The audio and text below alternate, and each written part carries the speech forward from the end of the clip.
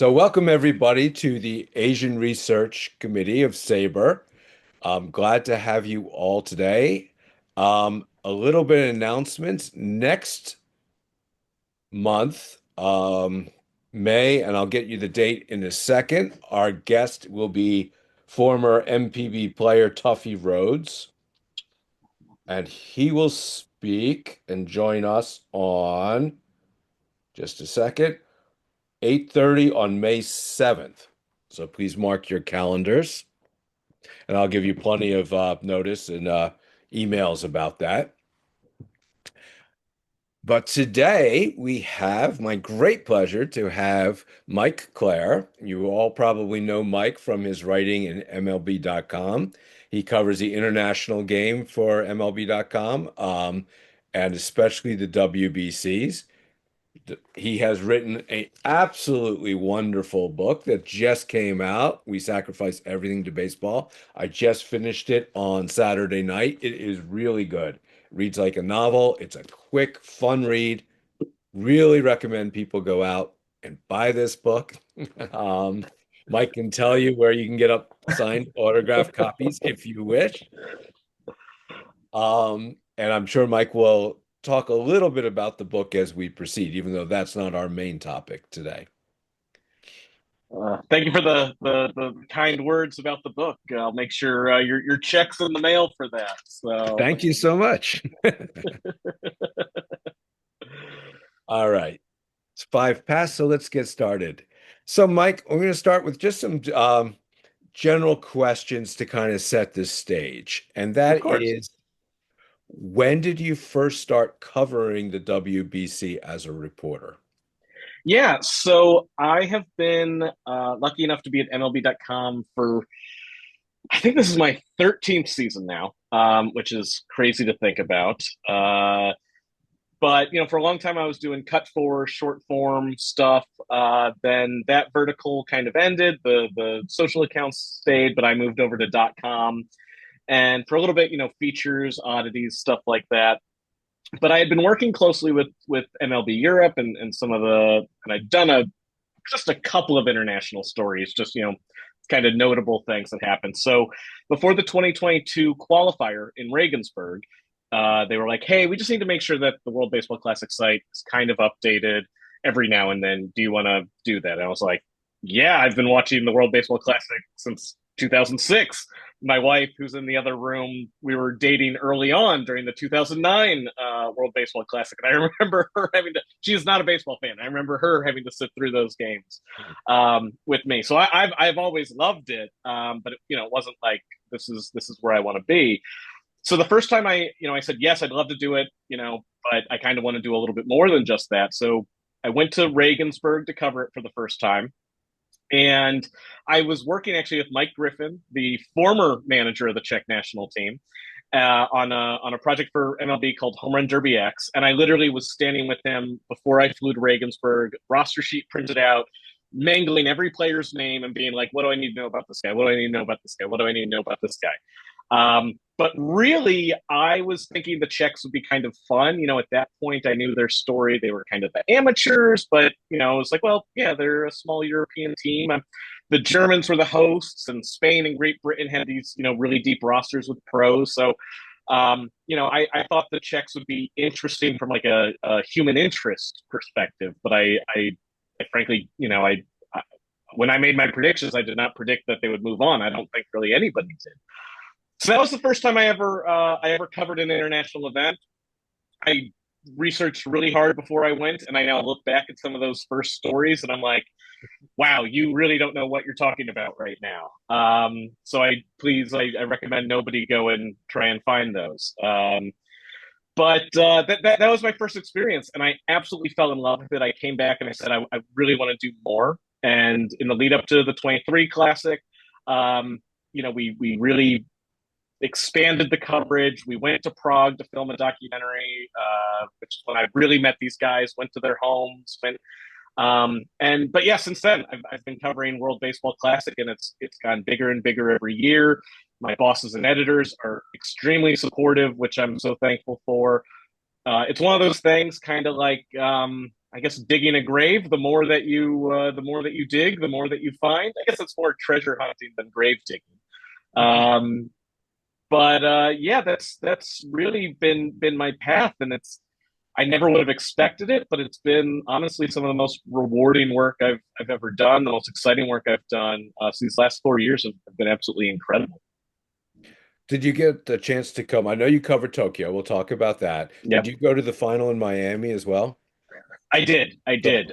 did. In 23 and this last year, I did the Tokyo pools. I did some of the training camps. So I've been to Miyazaki and Osaka, and then I've been at the Miami final as well. That's great. Good. Good. So to for everybody who's listening, what we're going to do is I'm going to start off with some questions, and very soon, like within the next 10, 15 minutes, we're going to open it up instead of waiting till the end. And I hope we have a little discussion. So when I start these questions, please think about what you want to talk about. And you don't have to limit it to, very specific questions. If you just want to say something like, Otani's the worst player to ever play. What do you think, Mike? We can have a discussion about that. Um, so we're going to kind of throw it I don't open know a how I'd little bit respond to more than that, we but yeah, usually let's do. do it. Yeah. But I have a very general question. I've been watching WBC Yeah. since the very first time. I've seen it live a couple of times, but not recently. It's my feeling that it has changed so dramatically, not only since 2006, but even since 2023 and the one right before. What are your thoughts on how it has changed and why after Oh, that? it is. So I was at Cut 4. I did cover 1 or 2 days of the 2017 tournament in Dodger Stadium because I was living in LA at the time. And honestly, the fact, part of it is 9 years and my memory is not the greatest, but honestly, the fact that I can't call out what exactly the day was, there weren't huge lines for merch. It was a very cool thing, something I was very into, something a specific type of baseball fan was very into. But beyond that, it didn't really enter the cultural zeitgeist. 2023, I do think started to change that. I honestly think it's for the best that USA got to the final and lost because then it created this we got to bring all our best. And then it created, all these American fans are like, well, I want to see them win. I'm hoping the same thing kind of happens from 2026. We got all the stars, we got all the best pitchers, we finally got the arms to match the bats, and we didn't win. Like I'm hoping it just continues to grow and show how strong the game is everywhere and how exciting it is. But in 2023 in Tokyo, from the very start, you could not.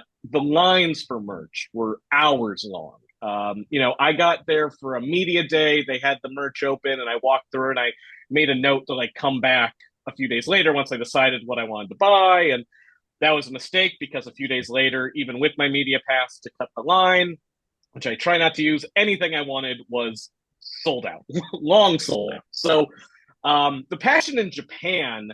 Now, granted, that was my first time in Japan, so I can't say how it was before 2023. But the passion in Japan was already there.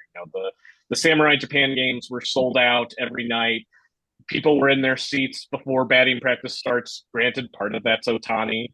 Um, but then you get to Miami and the atmosphere is so huge. But this was the first time where in every pool that passion seemed to be there, where people were talking about this in October, November, as the World Series is being played, people were talking about, well, what is Yamamoto going to pitch as he's pitching so much for the Dodgers?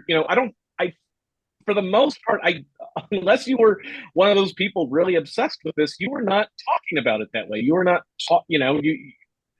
it was a for anyone who played, they said it was the best thing they ever did. How fun it was, how much pride they felt playing for their nation. But this was the first time that seemed like everybody had the World Baseball Classic on their calendar marked, ready to go months in advance. And so, from my perspective, that also meant, in 2023, for the most part, I was as we were leading up, I was kind of, hey, take care of your WBC stuff, and we'll be good. And this time it was a lot of, what do you do?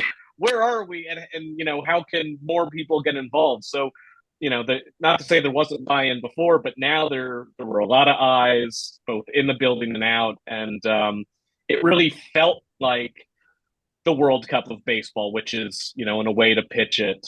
I heard this. I haven't verified it. I did just buy Simon Kuiper's book on the World Cup history that I haven't started reading yet. But supposedly it took 6 World Cups for the World Cup to become the biggest thing in soccer. Well, this is the sixth World Baseball Classic, so maybe it just takes that time to introduce everybody to it. That's really interesting. Very interesting.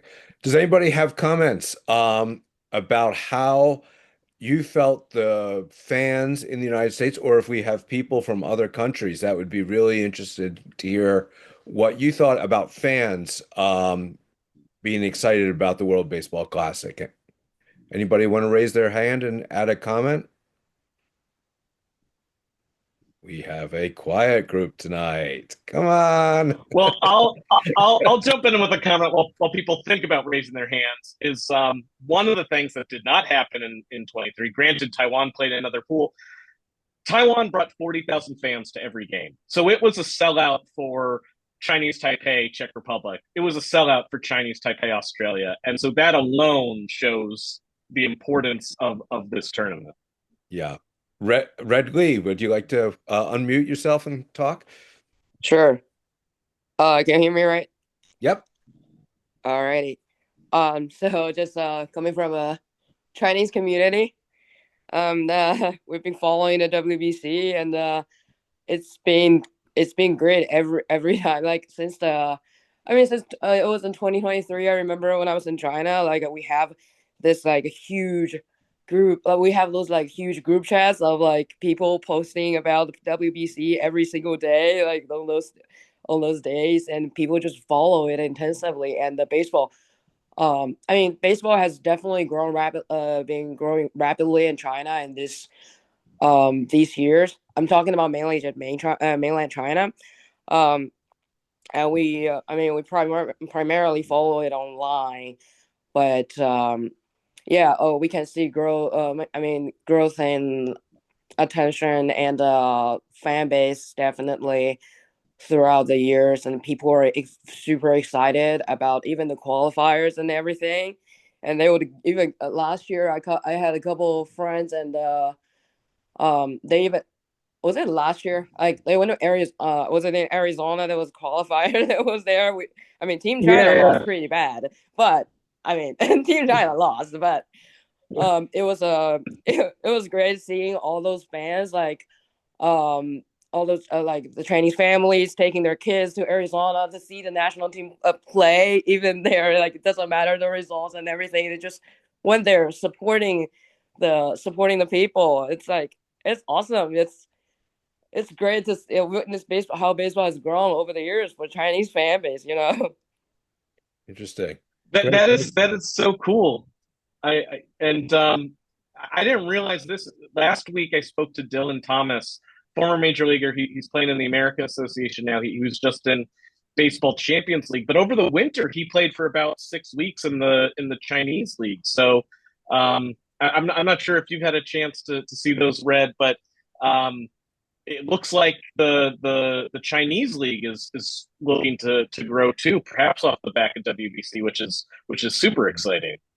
Something we Yeah, want to talk about. I actually worked with Chinese professional baseball last year. I was working with them as a player development specialist, and I didn't really go on site because of medical reasons, but I've definitely been following it, and I think I think their games are actually available online for free. I can share the link. I can share the link later, and Please, yeah. yes, I'd love that. Yeah, although the comments are in Chinese, but you can watch the game. You can. Hey, baseball. The one thing when I talk to people about international baseball, it's baseball's its own language. So that sounds great. Yeah. We have a comment from Ji Ho Yu. Why don't you go ahead? Hey, thanks for having me on, Mike. Congrats Gee, on your what's book. up? Thank you. I'm hoping my copy's in the mail right now. He's on the way. That's right. Yeah, Yeah, no, just wanted to drop in, say hello, and also, talk about the WBC. in Korea, baseball in Korea really is a truly national pastime in this country right now. And '06 WBC when Korea went to the semifinals and '09 runner-up to Japan. Those two tournaments were really game changers, I think, as far as popularity of the game of the sport in this country. And of course, we had the Olympics in between. But '09, '06, those runs to through the WBC tournament were huge because back in '05, '06-ish, like KBO games were not drawing very well in those years. And you know, the past couple of years we set attendance records in this league. Even this year they're on pace to shadow those marks.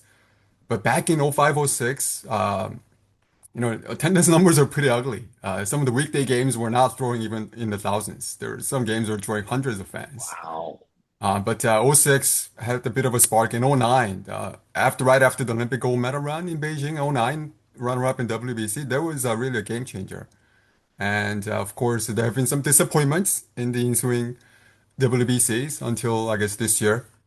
And funny thing is, a colleague of mine reminded me that you, Mike, actually picked Korea to win the 2023 WBC. I did. I did. Yep. And I was like, you know what? The next chance I get, I'm gonna hold it up to. I'm gonna make sure he owns up to it. So I don't know, man. What was your logic behind that? Behind the thinking, behind the pick at the particular moment in time? Like, In 23, all those young pitchers. So Jiho is incredible for anyone who doesn't know. English news writer for Yonhap News on KBO. And so I've been lucky enough to be in a press box with Jiho, and actually we interviewed him for the documentary we shot in Korea on the Korean national team, which is on WBC YouTube. So check that out because Jiho was a lifesaver with that one. In 23, so when I do picks, I try and do two things. One, you're always going to be wrong in baseball. There's always going to be one team that surprises. So I try and figure out who's that one team that's going to surprise. But I really liked the up and coming young pitchers for Korea, and I liked the sort of older veteran lineup. Turns out that was exactly the wrong thing to double down on at the time. They brought in Tommy Edman, which it worked out really well for Japan and Lars Nootbaar, and it worked out really well this last year for Korea with Jemai Jones and Dane Dunning and Shea Whitcomb. But it really did not work well in 2023. So, that was my thinking. I thought there was going to be two teams to come out of the Tokyo pool, and it was going to be Japan and Korea. And then once there, all Korea needs to do is win a couple games, and there they are. And I thought it was a good time for them to sort of bounce back from 2009. So I was, I was wrong entirely on them winning it all. But I'm just going to say, in terms of them being good, I was just one WBC off, and what's one? What's one? Sure, that's 3 years, but what's one WBC off? right. So again, this year, I mean, I guess a lot of people would have picked Korea to advance out of the group in 23. This year wasn't kind of, some people were not so sure coming out of the group, but Korea actually pulled it off, beating Australia in the exact, I guess, the final margin of the victory margin to advance, and kind of a bit of a letdown, right? Not even really putting up much of a fight against the Dominicans in the quarters. But it was a nice little run, I think, for the team that hadn't made it out of the group stage for the past three editions. Yeah, so I was actually curious in your thinking. This year, I thought Chinese Taipei was going to be the one to surprise because of the 2024 Premier 12. And granted, had Australia scored one more run, it might have been Chinese Taipei that moved on. But what's sort of the feeling like in Korean baseball right now? Because at the time when they made it to the quarterfinal, the whole goal was get on the plane to Miami. And I was Yeah. talking to the players, and it was like, "Do you have a new celebration? Because you're here in Miami." And they're like, "Oh, we'll figure something out." Do the players, the fans feel it was a success, or is it this still isn't good enough? No, it's not because if you look at it, we're still the third best team out of East Asia in the Yeah. group. Lost to Japan, lost to Chinese Taipei, right? Yeah. So, uh, a lot of even the players I think would admit they got really lucky to Hmm. go as far as they did, and they just did not have enough pitching, first of all. Hmm. Uh, a couple of injuries really knocked them out of the almost knocked them out of the group stage once again. So just lack of depth in domestic homegrown pitching. Uh, it kind of calls for I guess, longer look in the mirror, really. And even some people might even look into the whole foreign player system in the KBO where teams can sign up to two foreign pitchers. And plus, this year we can sign an Asian quota pitcher coming out of Japan, Taiwan, or even Australia. So, those guys take up, two spots out of the starting rotation or even three spots out of the starting rotation. So that leaves maybe two or three spots for Korean-born pitchers um, to join the rotation. And there's just been, uh, it's not new. I guess we had the similar discussions right after 23 tournament as well. We just don't have enough pitching. The Yeah. fact that Hyunjin Ryu started that game against the Dominicans, I mean, no knock against Ryu, he's still a very decent pitcher, but I think I was telling you this in Tokyo, he's probably the fourth best pitcher on his own team in the KBO. Right. So, Right. so the fact that he's the one that started the one and done game, winner go home game in that tournament, it says a lot about the state of pitching in the KBO at the moment. Interesting. Because I know I've heard a lot about Taiwan's investing in pitching development. So I'm just very curious, because Korean pitchers, the velocity took a pretty big uptick over the last few years, but I just wonder what the, command and secondary stuff and um yeah, it's just it's tough though, right? Because you look at Japan and everybody said Japan's pitching took a step back as well. So there's never enough arms, no matter where you look. Right. I mean, you got Korean high school kids throwing gas coming out of high school, but they just don't know where the pitches are going. So once they Yeah. join the pro teams, the teams try to fix those issues, and then, some kids they end up losing the velo and not even develop the proper command of their pitches. So they ended up kind of in the no man's land, really. So yeah, again, it's been a problem that's been plaguing Korean baseball for years now. Is there, because what one thing I'm curious is, uh, a lot of the young pitchers who are kind of stars right now, they come up and they immediately go to the bullpen, right? Where maybe you just need a fastball and slider. Yeah. In your opinion, is that one of the issues? Is there isn't really a way to develop a young pitcher into a starter? Yeah, Kind so of the issues, yeah. yeah, those kids they end up in the bullpen because the teams want to be careful with their workload, kind Mm. of keep their innings, kind of have the caps on their innings. So I guess the easy way to do it is to keep them coming out of the bullpen instead of having them start and have them throw three, 4 innings at a time. So I guess it falls on individual clubs really to develop those pitchers properly. Because again, the velo is not a problem in high school. Yeah. Facing the fellow teenagers with wooden bats in their hands. But once they come to pros, it's a whole different game, right? I've seen kids that throw, close to 95, 96 in high school. They come to pros, you know, their velo goes down for some reason. They can't find the zone. So again, I mean, we don't have time to get into all of this right now, but that's been an issue in Korean baseball for years. Yeah, I mean it's Joba Chamberlain. I feel like is one of the famous ones in the New York area. But it's why I really don't love taking a fascinating young starter and putting him in the bullpen because he learns how to throw one inning at a time, velo, maybe a slider or something. But you're not actually developing them as a starting pitcher at that point. You're developing limited skills and how to get through one inning multiple times a week rather than five, six, seven in one start. So I don't know. I don't know the answers. A lot smarter people earning a lot more money than me trying to figure that Right. out. I think so. Yeah, I guess if I knew the answer myself, I wouldn't be here, right? So, Yeah, right. okay.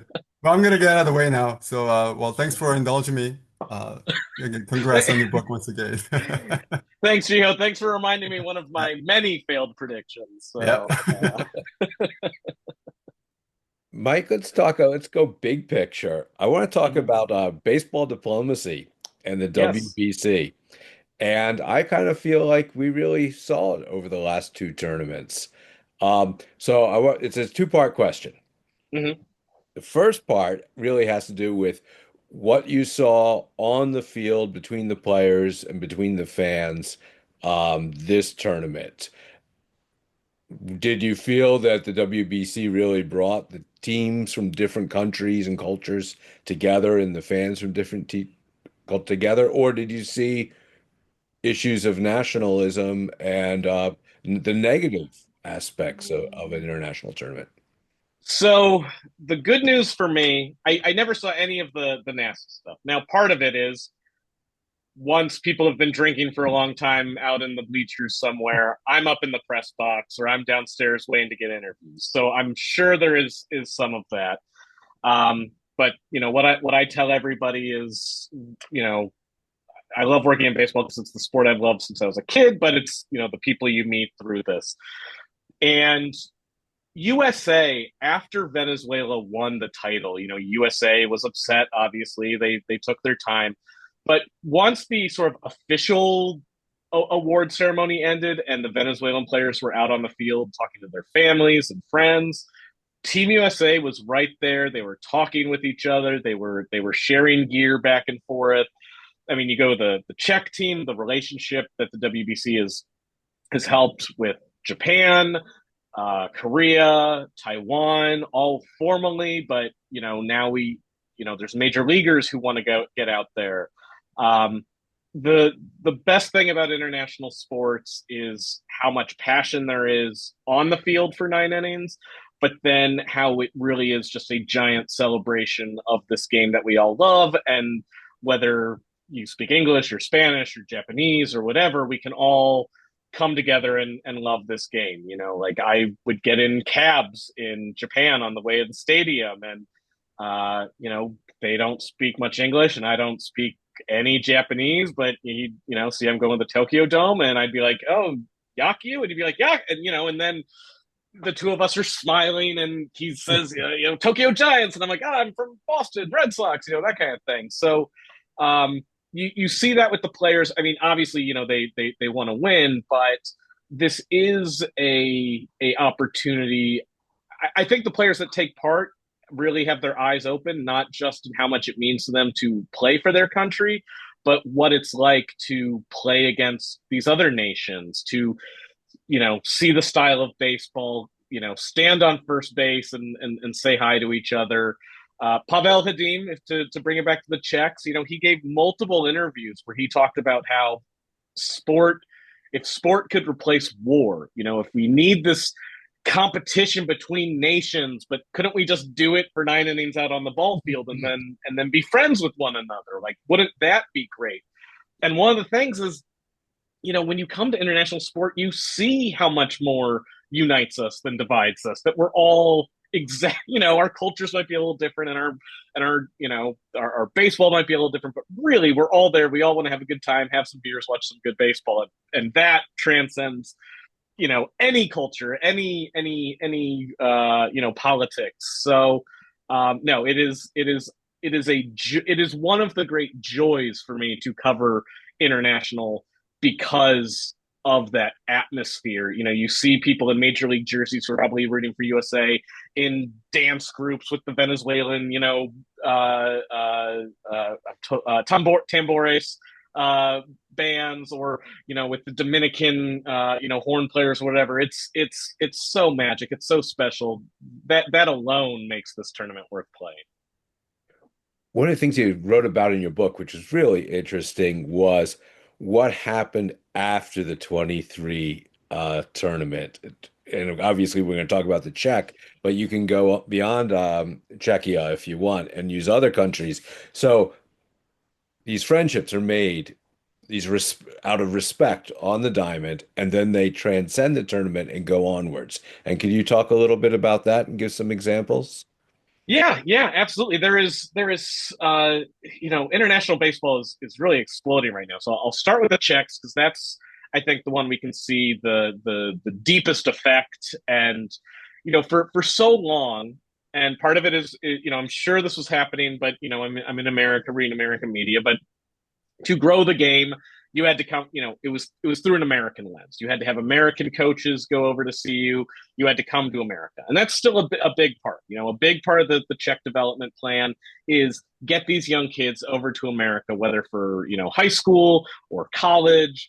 They need not just the level of play, but the level of coaching at every advanced, high school coaching in America is great. You're not going to find that in every European country, of even just your average high school down the street. A lot of the nicest fields in Europe are just halfway decent high school fields.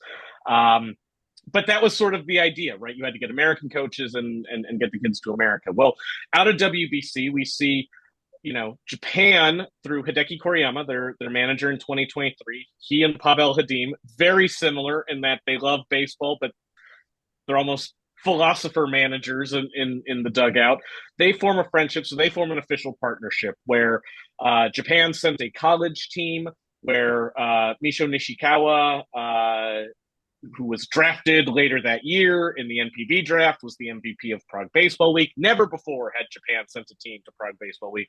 Chinese Taipei also sent a team. They had never sent a team before. So now Asian teams recognize the Czechs as a quality opponent, as something they care about, but also a opponent worthy of playing, that their teams will get something out of playing them. The Chiba Lotte Marines formed a partnership with Czech baseball through Panasonic, because Panasonic has factories in both countries. But they have had Czech days where they're selling special Czech merchandise and raising money for Czech baseball programs. They have invited managers. The pitching coach, John Hussey, came over, and the hitting coach, Alex Terhawk, in successive years, came over for spring training to see how they run spring training, to learn from that. Obviously, Mara Kloop signs with the Tokyo Giants, who are following him since the World Baseball Classic. He becomes the first Czech player to play in the NPB. Daniel Padishak signed with an independent Japanese team rather than an independent American team because he, thought that might have been. Unfortunately, he hurt it. Both players got hurt really early. Kloop got 5 at-bats for the Tokyo Giants, broke his wrist, and was released at the end of the year. He was on a spring training contract in Mexico. I'm not sure what happened with that yet. I'll have to double check. Patty Shack hurt his finger really bad, like 7 innings into his time in the independent leagues. But we're seeing things, baseball jobs overseas is really growing. That helps connect, Americans, people around the world, to opportunities in Europe. But they've brought a lot of major leaguers over that really learned about international baseball through how big 2023 was. Taiwan, as I mentioned, and this is not necessarily a 2023 WBC thing, but they are really investing in technology for their pitching, doing a lot of the sort of drive line, Rapsodo, weighted ball technology, pitch tunneling, pitch laboratory stuff is going on in Taiwan, which you get because of, you see the effects, you meet the people that can help. We have the Baseball Champions League now, which is the American Association takes part in, but the Mexico Diablos have won. They lost this year. They won last year, but that was something that never existed. And a baseball champion, they've had that in European baseball in different styles, but this is the first time we saw it in the Americas. And baseball participation is exploding in Mexico. Baseball interest is exploding in Mexico. Rintaro Sasaki, there's so many examples. And again, some of this is WBC, some of this is Otani, some of this is, but Rintaro Sasaki choosing to forego the MPP draft and come play baseball in Stanford is a huge point in how global baseball is changing. Players like Cody Ponce going to KBO, becoming a star, coming back. I know he tore his ACL, he's out for the year. That's just so crushing. But we're also seeing that not only is there different ways to develop a nation, there's different ways to develop yourself as a pitcher. Just because you maybe didn't work out in the majors at first doesn't mean you can't go overseas, learn a very different style. Merrill Kelly did it, and then come back with those new experiences and play well at the majors. So the more our cultures come together and share in baseball, the wider spread baseball becomes. Yeah, I agree. Let's hear from our audience. Who has questions for Mike?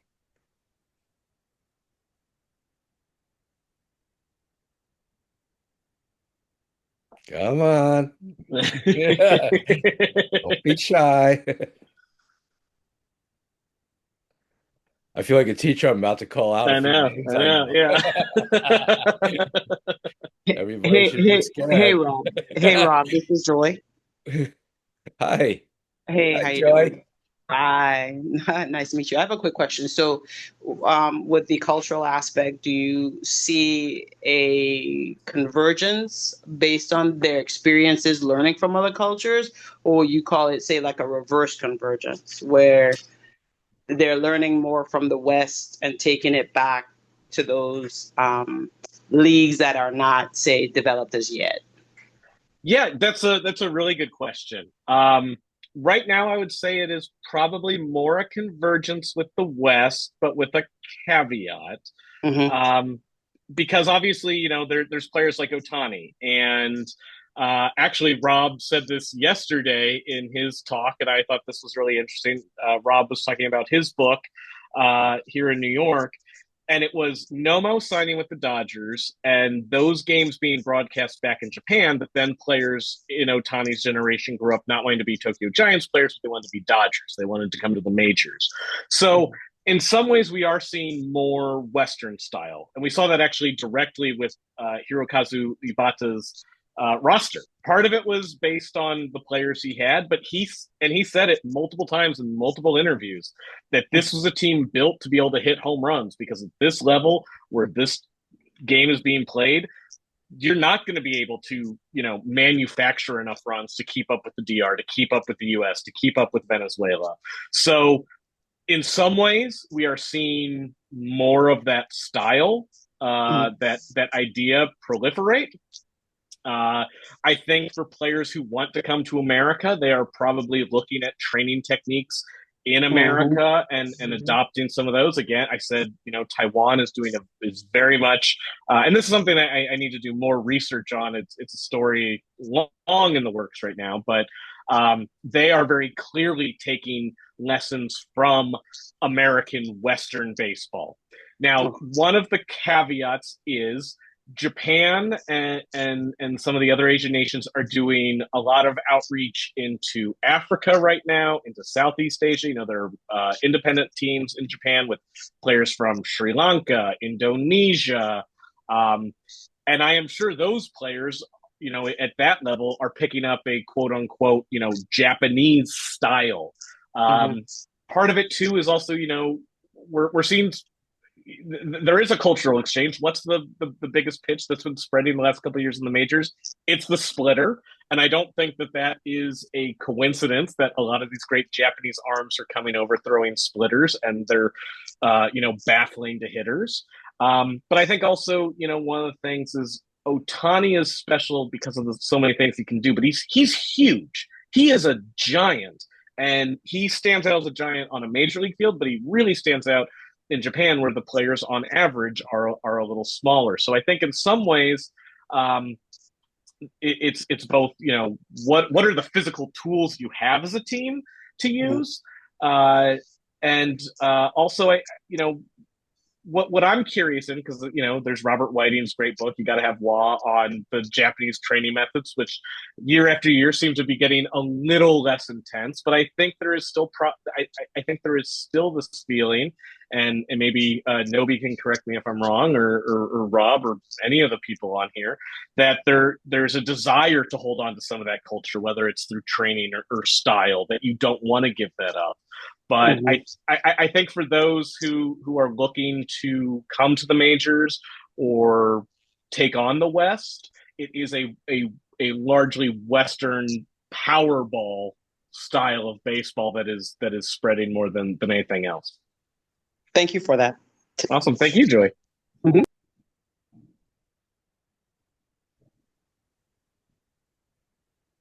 We got a question here from Dan. I'm trying to read it here. He can't speak because he's at work. All right, so I have to find it, Dan. I see it. It flashed up, but now I'm gonna have to look. I guess you're probably in the chat. Oh, I pulled it up. I can read it if you Okay, you want. got it? All right. So Dan asks, what country or countries do I think can step forward and qualify for the WBC to kickstart growth? Great question. This is one I had a book talk the other day, and literally they had to cut me off because I kept thinking of other nations that really impressed me, and they're like, okay, at some point we have to stop. But there are a few. Argentina is one I think is a little farther behind. They're in the qualifier in 2022. This one is a longer term project. If Brazil's a long term project, then Argentina is behind Brazil. But MLB put a significant investment into Brazil's academy. There are, I believe, about 40 kids who have a scholarship to the academy through MLB.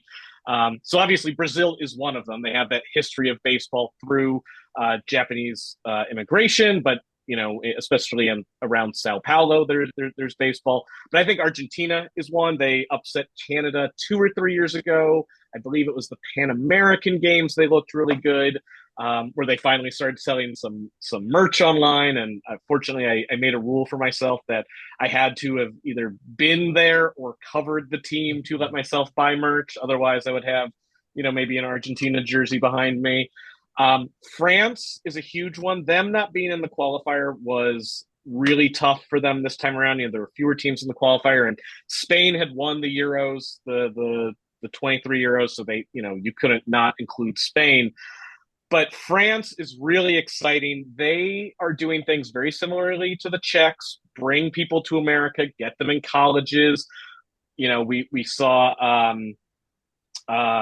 there is a pitcher who is only the second ever French player drafted is in the White Sox system, and he's doing great, and he's looking phenomenal. They have Matisse Morant at Arizona. They have a pitcher at Kansas who just won the Big 12 Player of the Week. And they have 4 regional academies that then funnel into the main talent academy in France. So Germany, one of Germany's problems is Germany is so big that they it's tough to get the players. And Regensburg is probably the nicest field in Europe, but it's one field. So France is doing a great job getting players to America, doing a great job getting coaching, and doing a great job identifying those players, getting them into regional academies, and funneling them into a central academy. So France is one. Italy, I know they're a European powerhouse, but I don't think you can overstate the importance of this tournament, of Francisco Cervelli living there. He said he was like a truck driver. The last year he drove all over Italy, looking for players, talking to players, going to fields. So they care a lot about homegrown growth right now in a way that maybe they didn't care as much before. So obviously they made it to the semis, but as Vinny Pasquantino said, in 20 years, they want this to be an Italian team. So I think Italy, in terms of homegrown talent, is one of them. Chinese Taipei, to me, they've put themselves on the level of Korea, Japan at this point, and they're continuing to rise. So they're sort of the biggest names. So those are sort of the 4 nations I come back to. Okay. No, Nobi has to run to work, but he has a few things he wants to ask or comment on before he goes. Go ahead, Nobi. Oh, thank you. Thank you, Rob. I think this tournament has a tremendous value to understand each other through baseball. So it's good, right? And I want to just make sure that my thought about this tournament is about most important and highest priority is the continuation of this tournament. That's my number 1 priority, continuation. Winning or making money are not. Continuation of this tournament at the utmost important. Although Japanese fans, management side, owners and players here, Japan, think differently. They emphasize winning every time. We need to make money. We need to make money. Winning is important. They believe so. I'm not. Continuation of the tournament is the most important. That's what I want to say here. And Japan won 3 times out of 6. That's too many. That's too many. If we continue this pace, that means 5 times out of 10 tournaments. Too many. If that happens, 30 MLB club owners may say that we don't like the results. We're doing this for Japan. Then they may end the holding of this tournament. That's the worst scenario, I believe. So this is not a lie. This is my true feeling.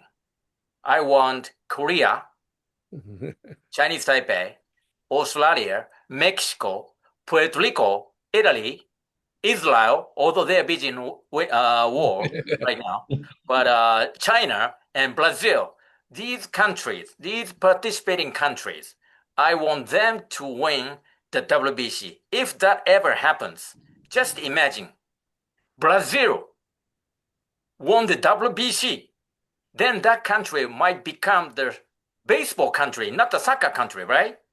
So that means that will help the continuation of this tournament, which No, is most important thing. Don't worry, Japan. Don't worry for Japan. Japan is okay because if we continue to lose WBC, then that will help us to implement new things, new reforms, on-field rule changes, off-field issues. We can do that if we lose. That's my point. that's your point.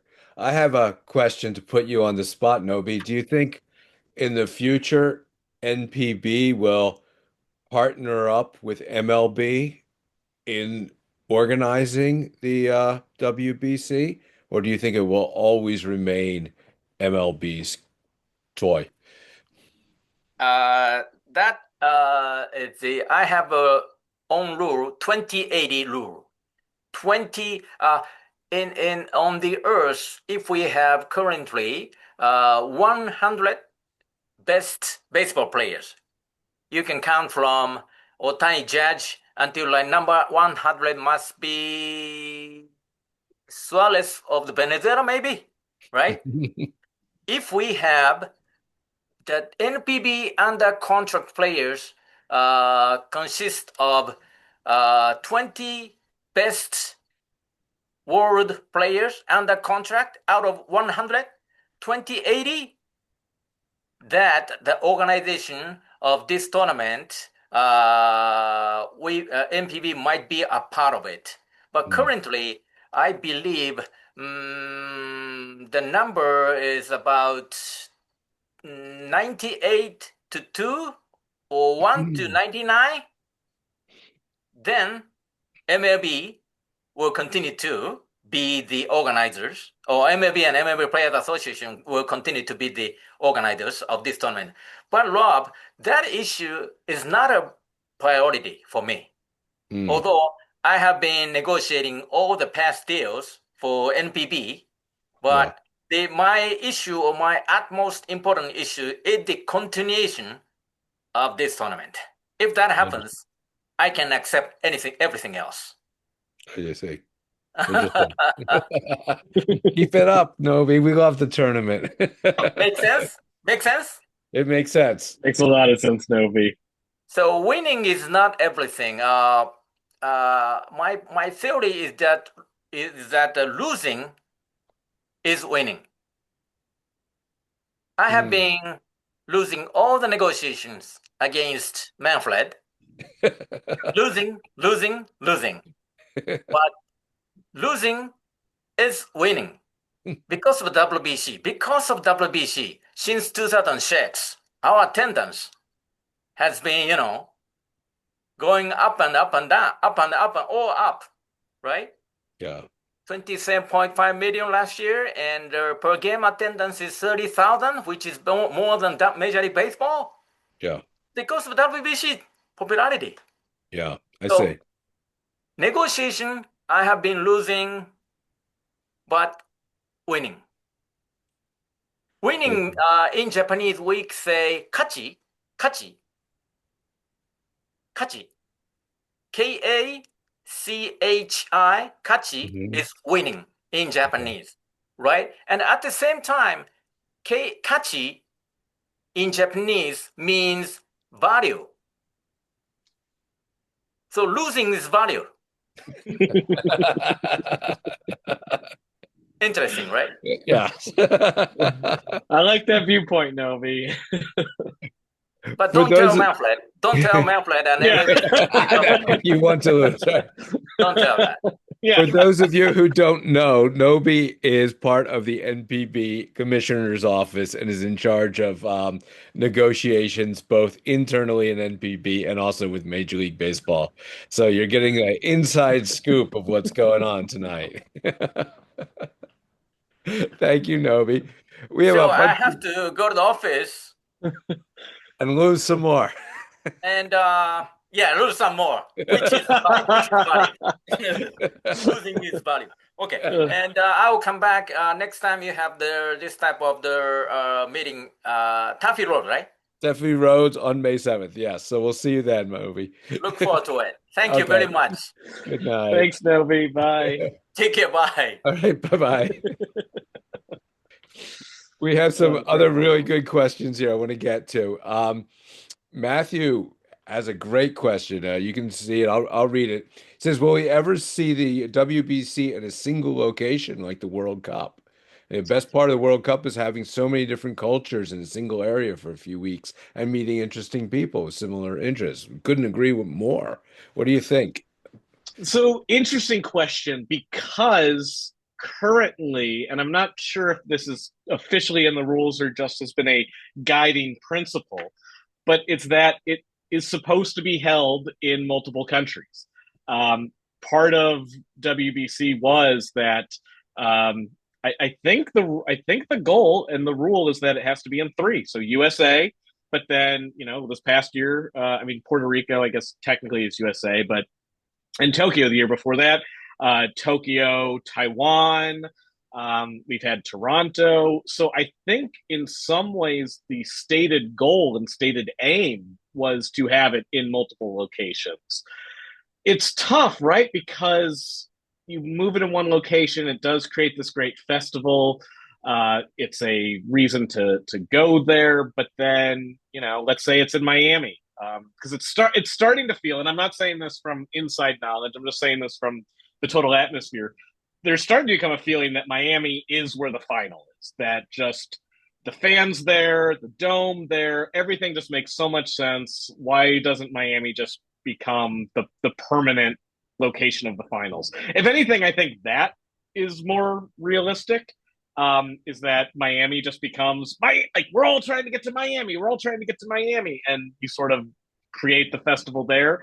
But I do think one of the stated aims is to have it in multiple countries, to let people feel this joy in different places, to play in different stadiums in different countries. Now, saying all that, Jim Small, who has been doing international baseball and is the president of the World Baseball Classic, he retires on May 1st. He has been doing international baseball stuff since long before the WBC was even, I'm sure it was a dream for some people, but it wasn't anything beyond that. So with someone new in charge, they might feel very, very differently. So anything is possible. There isn't a WBC schedule that has to be through the CBA, but I would say that I don't see the early rounds ever being in one location. I think there is something enjoyable about getting it on different locations and then bringing everybody at the very end to maybe one location. And if it's the same every year, then you create this sort of mythos around Miami, or the way we feel about the Tokyo Dome in international play in some ways. Yeah, interesting. Wally Upchurch asks, what's your favorite piece of merch that you did? Ooh.